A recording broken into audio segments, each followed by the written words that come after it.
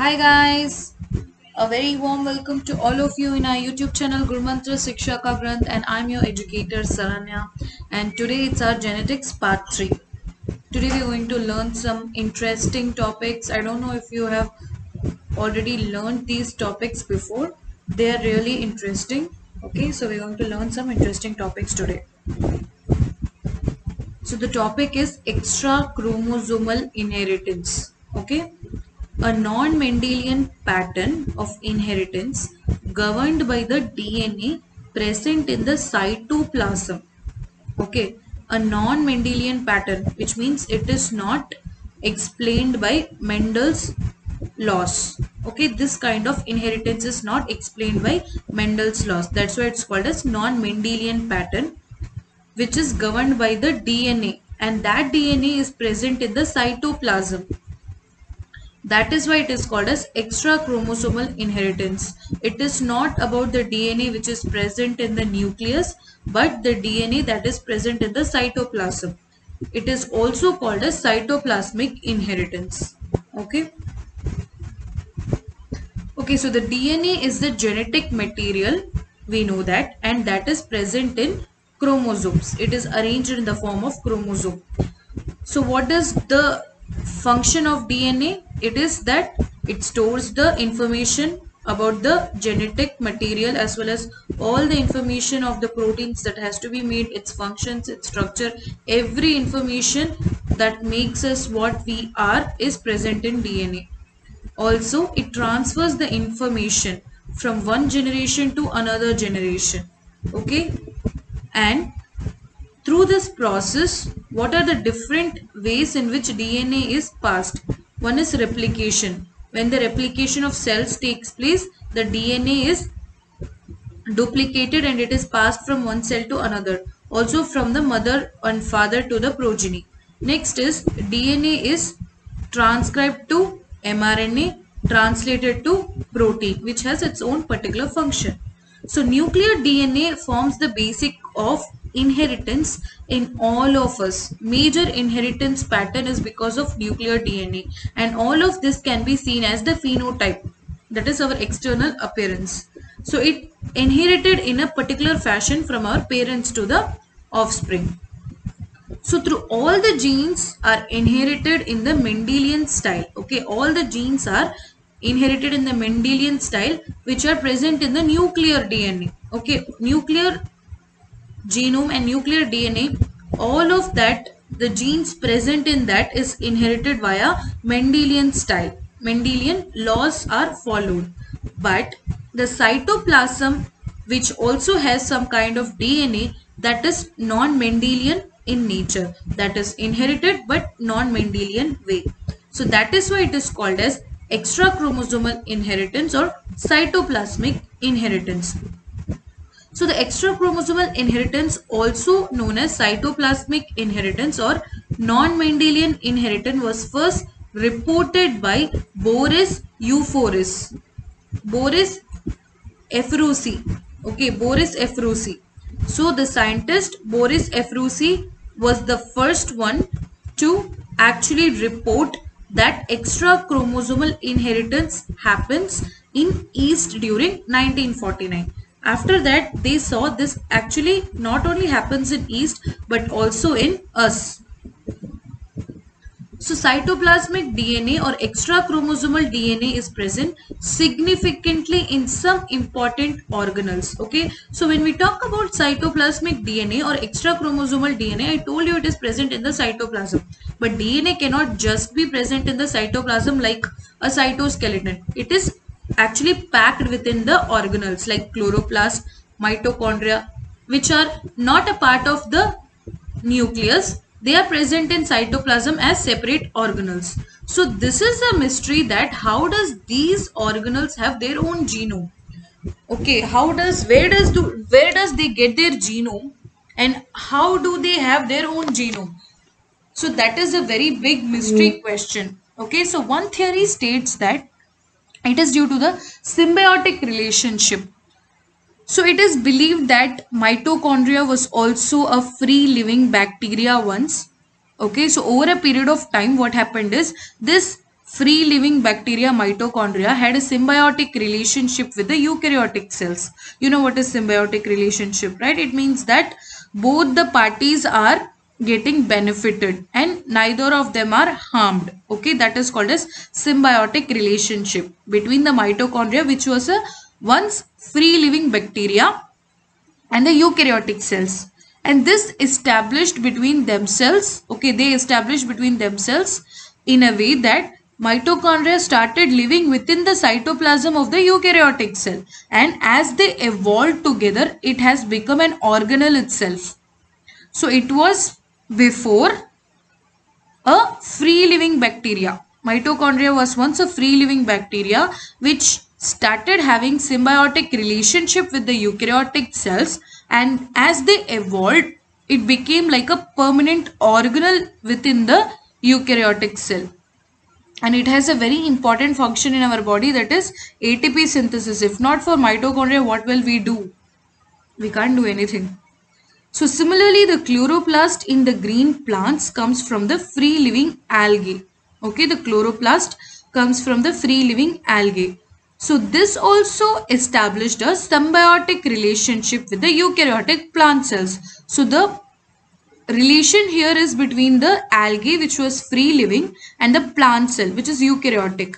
And what happened is they evolved together, and the in the cytoplasm, the chloroplast became like a permanent member of the plant cells, and now it is a organelle in a plant cell. So both type of subgenome have well developed DNA machinery which is equipped with all the components that is required for the central dogma, that is from DNA to mRNA, from mRNA to the protein production. Additionally, chloroplast has an antibiotic resistance gene also. So this particular gene establishes the fact that it was a bacteria once. Long time ago, chloroplast, which is an organelle now, was a bacteria because it has antibiotic resistance gene. Okay. So the genome is made up of few genes and several thousands of the base pairs. So they are talking about extra chromosomal genes. Okay. They are made up of few genes, but they have several base pairs. They have their own rRNA, tRNA, mRNA, DNA replication, translation, transcription. All the machinery is present within the chloroplast and the mitochondria. So the extra chromosomal DNA follows a non-Mendelian pattern of inheritance. So unlike the common Mendelian pattern where segregation is observed, in the extra chromosomal DNA that is not observed. Okay, in the normal Mendelian genetics, segregation of the gametes, the phenotypes will happen, right? Segregation of the genotypes so that you will get different phenotypes. So that is not actually observed in the extra chromosomal DNA, because one reason is that it does not have a centromere, so it cannot segregate. Segregation happens during the anaphase and it extends till the telophase in the normal mitosis, but here in this kind of extra chromosomal DNA this does not happen. Segregation is not a thing here. Okay, so Carl Correns in 1908 first reported the non-Mendelian inheritance in the Mirabilis jalapa plastid DNA. Okay, another extra chromosomal inheritance was reported by M. Rhodes in 1933. He postulated that inheritance of male sterility in maize is governed by the maternal inheritance, and it becomes one of the greatest discoveries in the science. So they came to know that the sterility in maize, male sterility, especially in the maize, is because of the maternal inheritance. Maternal inheritance means that particular genome is obtained from mother. Mitochondria is obtained from mother. It is a very interesting fact that you should know. Okay, so when the sperm and the egg fuses, what happens is this egg is very big. Okay, the egg is already very big and it has all the organelles, everything that is required for the growth of a complete organism. So what happens is, from the sperm, only the nucleus is transferred into the egg. The cytoplasm is not transferred. That is why always the cytoplasm, especially the mitochondria, is maternal inherited. Okay. Other organelles can be produced as such because they do not have their own genome. But mitochondria has its own genome. That is why mitochondria is always inherited from the mother's side. Do you understand the reason now? It is because when the fertilization takes place, the sperm cell will only give its nucleus to the egg cell. The cytoplasm of the sperm cell is not transferred into the egg cell. That is why only the DNA is transferred, and also already existing mitochondria within the egg cell will be inherited. So this is called as maternal inheritance, and it was one of the greatest discoveries in science. So another important point that makes the extra chromosomal DNA even unique is the maternal inheritance. It inherits from mother to their offspring, which means that only female individual from the entire population can inherit the cytoplasmic DNA. Okay, only female can do that. So one theory suggests that female reproductive cell, that is ovum, is bigger in nature and it contains more cytoplasm and other organelles than the male reproductive cell. So this would be expected to influence the non-Mendelian genetics, because from the sperm only the genetic material, that is nucleus, is transferred into the ovum. Everything else is present in the ovum already. So this is called as maternal inheritance, which is also a non-Mendelian inheritance. Okay, so we are going to see one of the maternal inheritance effect in snail. Okay, so the character of coiling in snail is governed by the maternal inheritance. So coiling in snails means the pattern of the shell. Okay, that is actually governed by the maternal inheritance. Okay, so a snail whose name is Limne perigra, okay, that is the biological name, has two types of shell coiling phenotypes. What do you know by phenotype? Phenotype means the external appearance. It has two types of external appearance. One is dextral shell, which coils from the right side. Okay, right side coiling is called as dextral shell, and another is sinistral shell, that is from left side the coiling starts. Remember the terms. Okay, dextral means right side, sinistral means left side. So here the mother's genotype, not the phenotype. Okay, the genotype is very important. Okay, exclusively responsible for the development of the coiling style. Whatever is the mother's genotype, that only will be passed on to the next generation. So let's assume that D plus is the genotype that codes for the dextral, that is right side coiling. Okay, D plus is the genotype that codes for the dextral right side coiling, and normal D is the genotype that codes for the sinistral coiling, that is left side. Okay, remember this. Yeah, so you can see in this picture sinistral and dextral. So what is sinistral?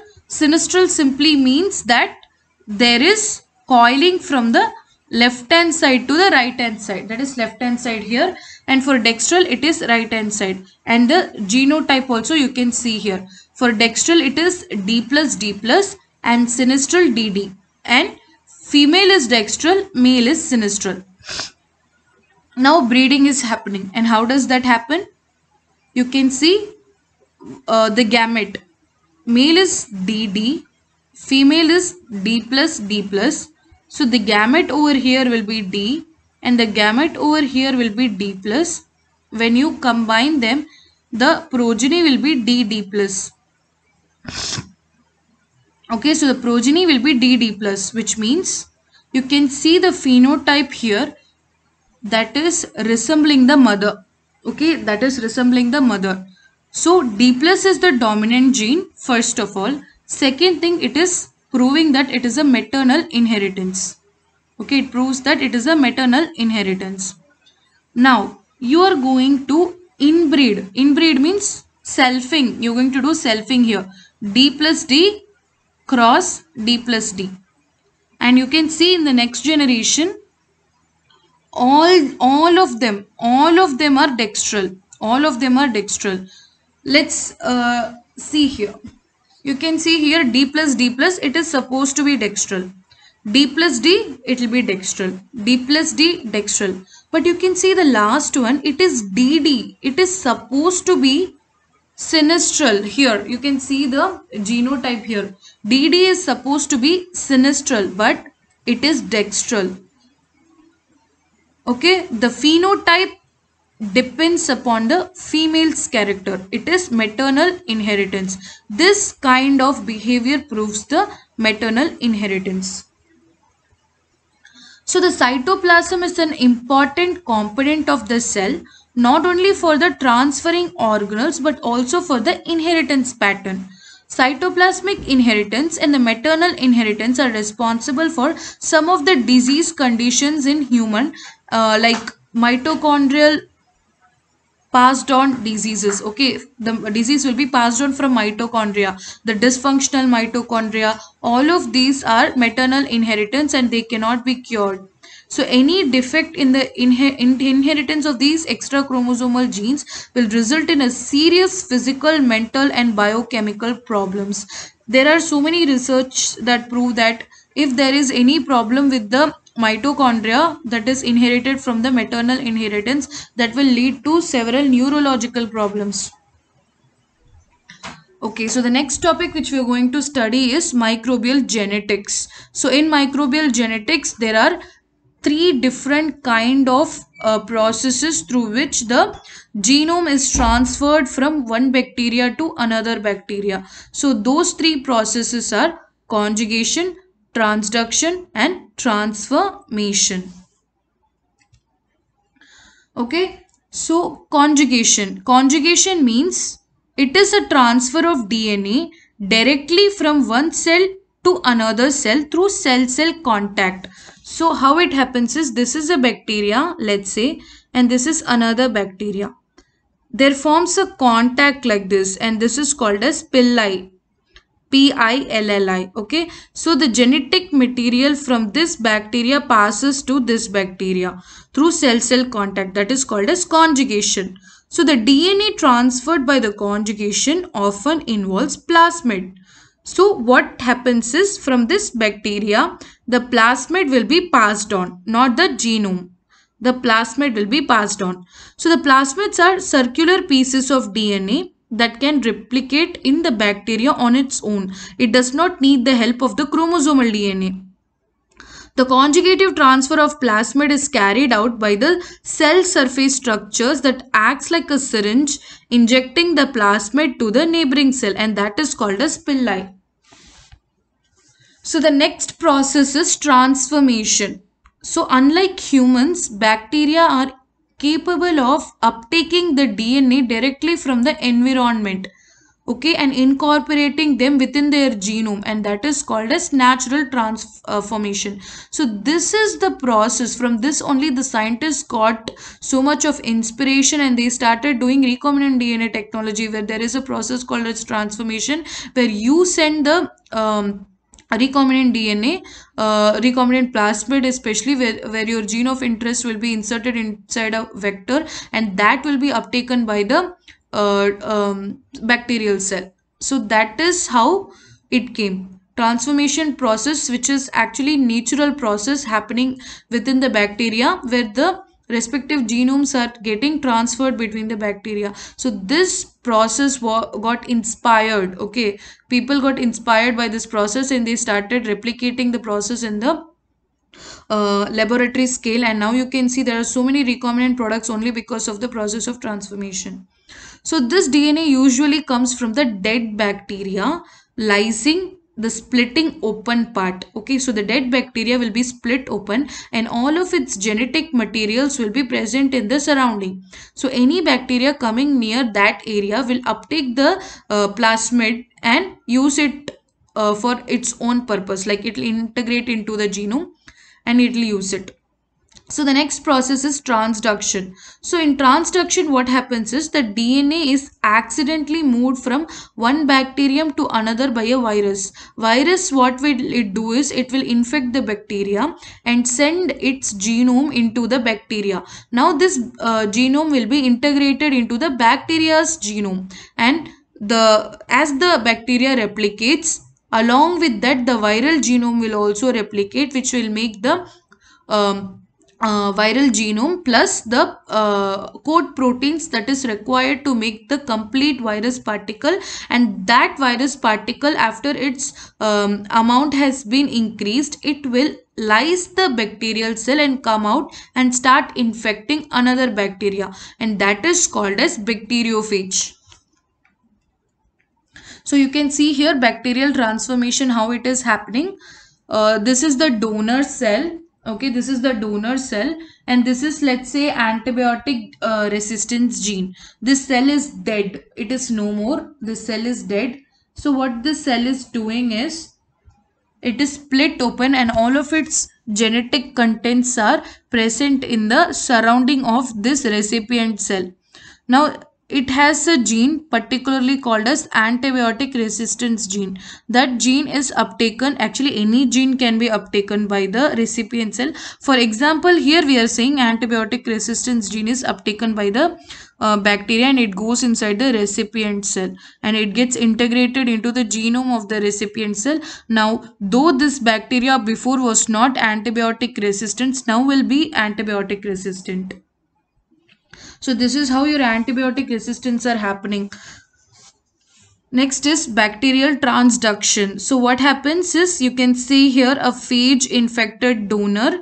The phage is here is releasing its genome inside the bacterial cell, and that genome, that viral DNA is getting integrated into the cells, the bacterial cell DNA, and that will be replicating.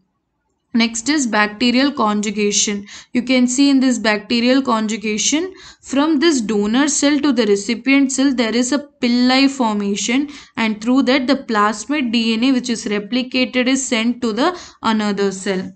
Okay. So take a minute to understand this picture. Whatever I have taught you now is actually given in this picture. Take a minute to just simply observe what is happening.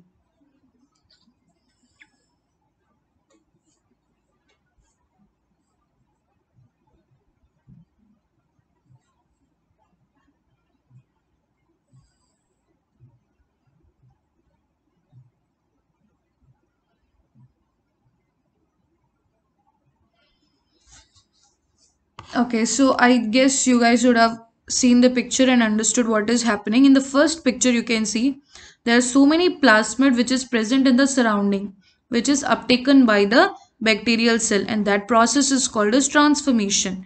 Next is transduction, where the virus is inserting its DNA into the bacterial cell, called as transduction. Next is conjugation. Between the two bacteria, there forms a sex pili. Okay, through that the genome will be passed, especially the plasmid DNA. Next is transfection. Transfection happens like transformation only, but here an external force like electric shock is given. That shock will increase the permeability of the cell membrane, forming pores. Through that pores, the plasmid will be able to pass inside the cell. So you can see here the plasmid is present outside the cell, and inside the cell you have only chromosomal DNA. This process is called as transformation, where the external plasmid is uptaken by the bacterial cell. Here you can see a virus is infecting the cell here. It is sending its DNA inside the bacterial cell.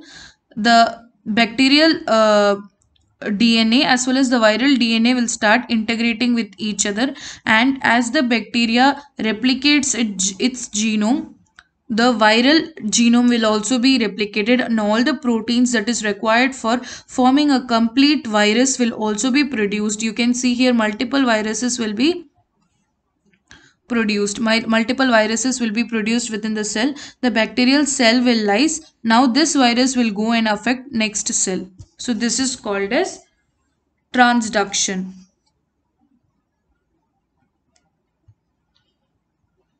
This is the conjugation mechanism. You can see here one donor F cell. F plus means fertility plasmid. That particular bacteria is having fertility plasmid through pilus, or you can call it as pili. This fertility plasmid, one copy of this fertility plasmid is transferred to the other cell.